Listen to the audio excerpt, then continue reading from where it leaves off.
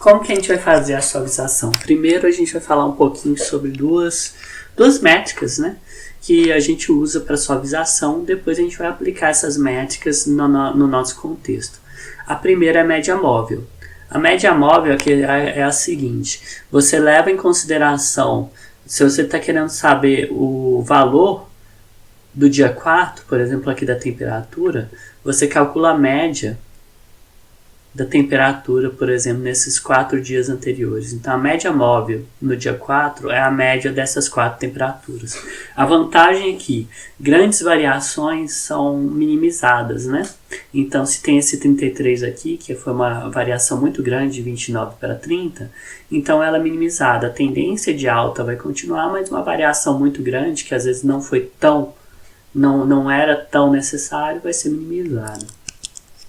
Então, a média móvel, a importância é igual para cada instância. Então, por exemplo, se aqui tiver um valor muito alto, mesmo se eu estiver considerando o dia 4, a média móvel no dia 4, o dia 1 vai me afetar muito para a média móvel do dia 4. Então, a média móvel tem essa questão também, esse problema. E quando a gente tem dados temporais, igual do tempo, valores mais recentes são mais importantes. Então, se você quer saber a média móvel do dia 4, às vezes é mais importante dados do dias mais recentes. Então, e no gradiente, lembrando, né, valores de peso mais recentes tendem a ter valores mais próximos do mínimo global, né? Então, mas a gente tem que considerar exceções ruídos, ou seja, a gente quer manter a tendência, mas considerando sempre mais os valores mais recentes. E como que a gente resolve isso? A gente resolve isso usando a média móvel exponencial ponderada. Essa média móvel exponencial ponderada vai ter esse beta aqui. Esse beta vai fazer o quê? Eu vou considerar uma determinada quantidade dos meus dados antigos e uma ponderação para o meu dado novo, de tal forma que quanto menor esse valor aqui, menos itens são levados em considerações, ou seja, menos dias numa temperatura. Então, quanto menor esse valor aqui, mais eu considero, ou seja, maior vai ser o meu valor para o dia atual, que esse MI é dia ou tempo atual, né? Estou falando dia por causa do nosso exemplo. E aí mais valores vão ser feitos em consideração. E aí, assim, o B constante, B é essa constante que você tem que variar, né? E VI é o valor do item atual, né? Então, esse aqui, VI é o item atual, MI é o item, a média do dia I-1, né? Eu fiz na verdade, um erro de explicação, que às vezes até reclamo com meus alunos. Primeiro defino as variáveis para depois explicar. Mas vamos voltar um pouquinho aqui, só para ver se vocês entenderem. Aqui o MI1 é que você está pegando o dia anterior, a média do dia anterior. VI é do dia ou do tempo atual, né? Então aqui você está ponderando os dias anteriores do tempo atual, sempre fazendo essa ponderação aqui. E aí acaba aqui eu estou considerando o beta. Quanto menor esse beta, menos eu considero os dias anteriores, mais eu considero os dias atuais.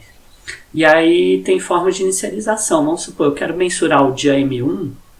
E aí o dia M1 eu não vou ter nem suavização, nem nada, nenhum valor suavizado, nem nada. Então tem várias formas de você fazer uma inicialização de M1.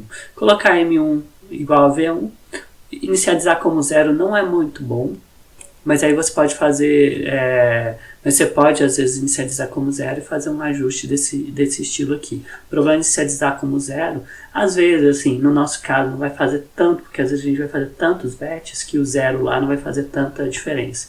E fazer esse ajuste aqui, ele é bem interessante também.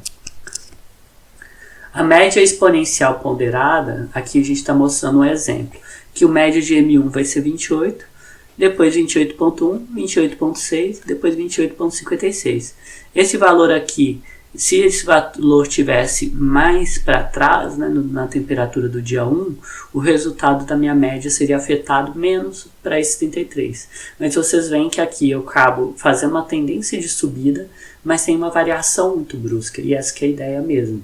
A média vai tentar fazer uma variação, tentando fazer uma variação não tão brusca dos resultados. E isso que é interessante justamente para o nosso problema. Então, como que a gente atualiza os nossos gradientes fazendo isso? Então, a gente pode usar o gradient descend with momentum. O momentum é justamente usar a média móvel ponderada para atualizar a ação dos gradientes. O que você vai ter? Você vai ter o W momento, que vai ser fazer o papel do nosso MI aqui. O que é o nosso W momento vai ser? Vai ser o nosso W momento vezes o W momento anterior, né, que acaba que eu estou armazenando sempre no W momento anterior, menos o atual, que é o da derivada atual. Depois eu estou atualizado os pesos, né? E aí aqui eu vou ter o meu BD, que eu vou fazer o meu BD anterior menos a ponderação do atual. Então isso eu vou poder, aqui eu já tenho os atuais, né? E aí assim, aqui eu posso fazer essa ponderação. Lembrando que eu tenho que ter acesso, acaba que eu não coloquei aqui, né, nessa função, mas você tem que ter acesso aos anteriores também. E aí no final, a atualização dos pesos, você usa o que seria os MIs, né? Você usa a ponderação usando o W momentum para você variar os pesos de uma forma mais leve, digamos assim. E aqui você tem uma mudança aqui na atualização dos pesos, que é o RMSprop, que na verdade você faz a atualização só considerando você usa a média exponencial ponderada não para o valor da atualização, mas para a taxa de aprendizado. Aí você tenta fazer o seguinte.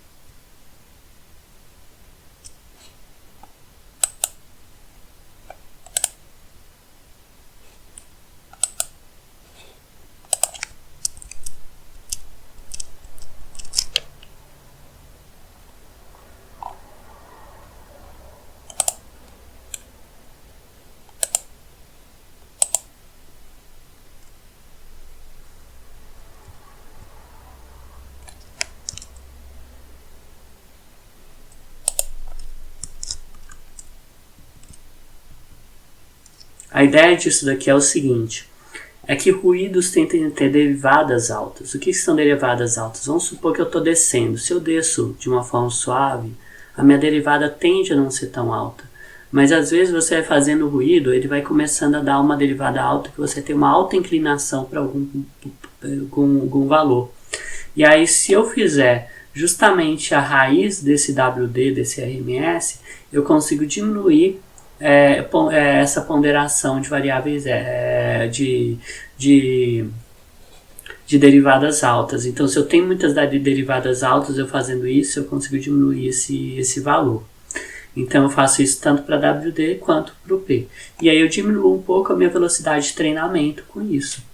E quando a derivada estiver muito alta. Então isso é uma boa forma também de remover o ruído e da minha loss, né? Da minha perda, do meu erro, né? Da minha função de erro. E também você pode combinar os dois. Combinar os dois é justamente o Adam. O Adam combina os dois para você conseguir, ao mesmo tempo, você não ter ter uma velocidade de aprendizado menor em mudanças bruscas e também ao mesmo tempo também você poder também fazer uma variação menor dos valores mesmo de derivadas. Então você tem um Adam que também é muito usado. Qual dos três você vai usar? Isso também é um parâmetro. Às vezes você tem que comparar e testar os três para ver qual